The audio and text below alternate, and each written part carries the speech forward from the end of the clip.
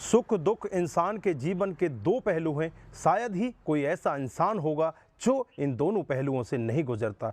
लेकिन दोस्तों, कुछ लोग ऐसे होते हैं जैसे ही दुख का साया उनके ऊपर पड़ता है वो इस तरह का रास्ता अपना लेते हैं जिसका अंत सिर्फ सलाखों के पीछे होता है। दोस्तों, आज की घटना जो मैं आपको बताने जा रहा हूं, एक व्यक्ति एक ऐसा काम करता है जिसकी वजह से उसकी मौत हो जाती है और मरने के बाद वो तो सदा के लिए दुनिया को छोड़ जाता है, लेकिन उसके पीछे रहने वाले 3-4 व्यक्ति सदा के लिए सलाखों के पीछे चले जाते हैं। दोस्तों, उस व्यक्ति ने ऐसा क्या किया था जो 4 व्यक्तियों को सलाखों के पीछे भेजकर चला जाता है? आप भी अगर पूरा मामला सुनेंगे तो आपके पैरों तले जमीन खिसक जाएगी। आइए दोस्तों, जानते हैं पूरा मामला क्या था। नमस्कार, जय हिंद। आप देख रहे हैं APH न्यूज़ राहुल रावत के साथ। तो दोस्तों, आज की जो मैं हकीकत की घटना आपको बताने जा रहा हूं, राजस्थान में एक ज़िला पड़ता है बाड़मेर और यहीं का एक पंचपदरा थाना क्षेत्र है और इसी का पंडापुरा एक गांव है। ये पंडापुरा गांव की 8 नवंबर 2016 की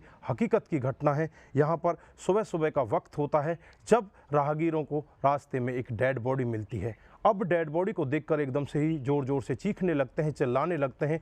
तुरंत ही पुलिस को फ़ोन किया जाता है। पुलिस मौके पर पहुंच जाती है और डेड बॉडी को अपने कब्जे में लेकर उसे शनाख्त के लिए लोगों को बुलाया जाता है, लेकिन कोई भी व्यक्ति उस लड़के की शनाख्त नहीं कर पाता। उस लड़के की उम्र लगभग 20 से 25 साल के बीच में होती है। अब उसके लिए भी जो सबसे पहला सवाल होता है वो यही होता है कि सबसे पहले इसकी पहचान की जाए, ये कौन है। उसके बाद अपनी कार्रवाई आगे बढ़ाई जाएगी। उसके लिए पुलिस उसके फ़ोटोग्राफ्स निकालती है और सोशल मीडिया का सहारा लेती है। सोशल मीडिया के जरिए उन्हें दूर तक भेज दिया जाता है। उसके बाद अगले ही दिन उनके पास एक लड़के का फ़ोन आता है और लड़का कहने लगता है कि साहब, मैं इसको जानता हूँ, इसका नाम मोगा राम है और इसकी उम्र 25 साल है।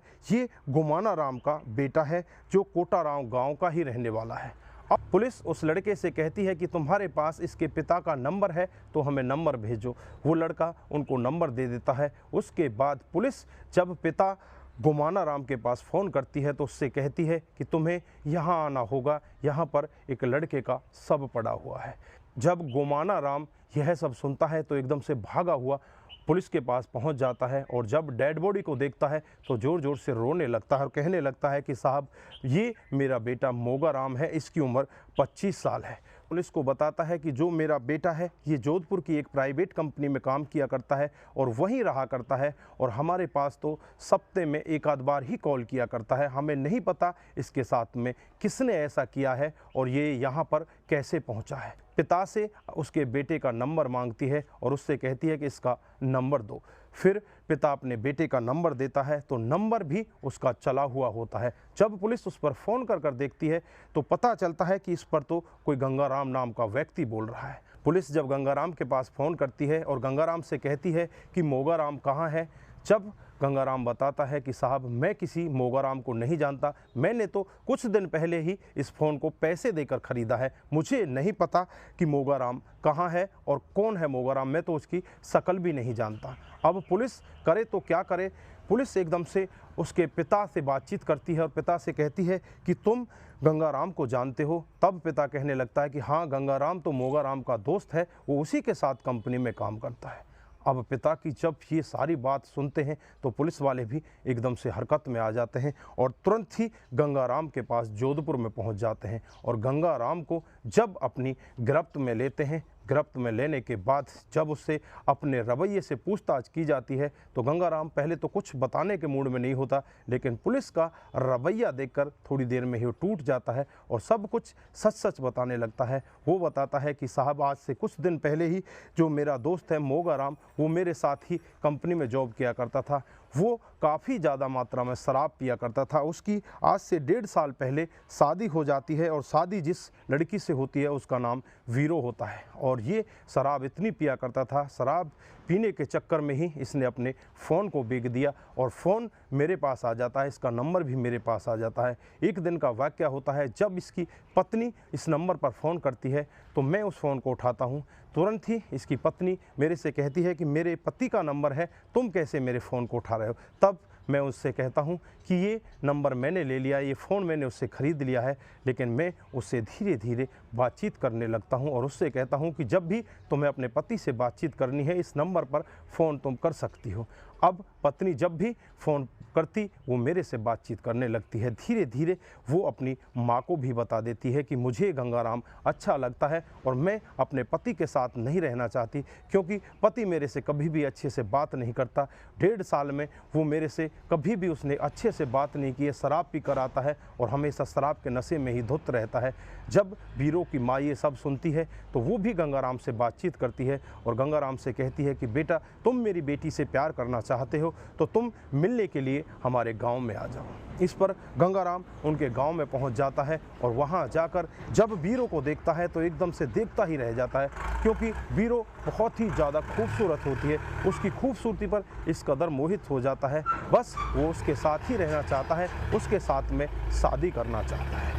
उसकी माँ से भी वो यही कहता है कि मैं तुम्हारी बेटी से शादी करना चाहता हूँ। इस पर माँ भी कहने लगती है कि अपने दोस्त से कहो कि वो मेरी बेटी को तलाक दे दे। फिर एक दिन शराब के नशे में वो अपने दोस्त मोगाराम से कहता है कि तुम अपनी पत्नी के साथ अच्छे से बातचीत नहीं करते तो उसे तलाक क्यों नहीं दे देते। उस पर मोगाराम कहता है कि उसे अपनी खूबसूरती पर बहुत ही ज़्यादा घमंड है, मैं जीवन भर उसे तलाक नहीं दूंगा, लेकिन उसके साथ भी मैं नहीं रहना चाहता।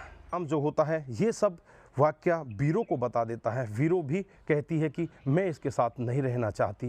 जो वीरों की माँ होती है वो भी गंगाराम से बातचीत करने लगती है और कहने लगती है कि जब तक ये मोगाराम रहेगा तब तक तुम्हारी शादी नहीं हो सकती, इस मोगाराम को रास्ते से हटा दो। इसलिए 7 नवंबर 2016 को गंगाराम अपने दोस्त मोगाराम को अपनी बाइक पर बैठाता है और उससे कहने लगता है कि क्यों ना गाँव घूम कर आते हैं, चलो मेरे साथ, तुम मेरे गाँव घूम कर आते हैं। उस पर अपने साथ उसे लेकर जाता है और वो बहुत ही ज़्यादा शराब पिए हुए होता है और रास्ते में उसे और ज़्यादा शराब पिला दी जाती है। शराब पीने के बाद वो इस कदर धुत हो जाता है, उसे कुछ होश ही नहीं होता और जंगल में जाकर उसका गला दबा दिया जाता है। गंगाराम उसके गले को तब तक दबा कर रखता है जब तक उसके प्राण नहीं निकल जाते।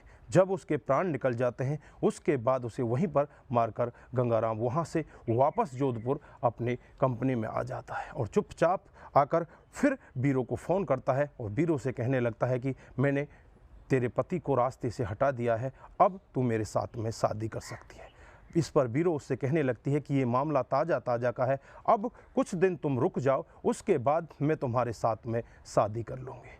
पुलिस जब ये पूरा मामला सुनती है तो पुलिस के भी पैरों तले ज़मीन खिसक जाती है। एकदम से पुलिस अपने एक्शन मोड में आती है और तुरंत ही पत्नी वीरों और उसकी माँ को उसके गांव से उठाकर लेकर आती है और इस लड़के को अपनी गिरफ्त में लेकर तीनों के खिलाफ तमाम धाराएं लगा दी जाती हैं और मामला दर्ज करके इन तीनों को जेल के अंदर भेज दिया जाता है। तो दोस्तों, यहाँ पर आप क्या कहना चाहते हैं?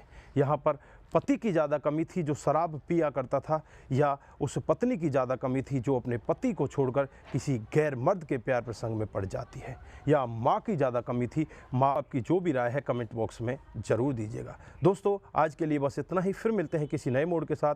तब तक के लिए आप अपना ख्याल रखें, अपने परिवार का ख्याल रखें, सतर्क रहें, सावधान रहें और ऐसे क्राइम को अपने आसपास ना होने दें। नमस्कार, जय हिंद, जय भारत।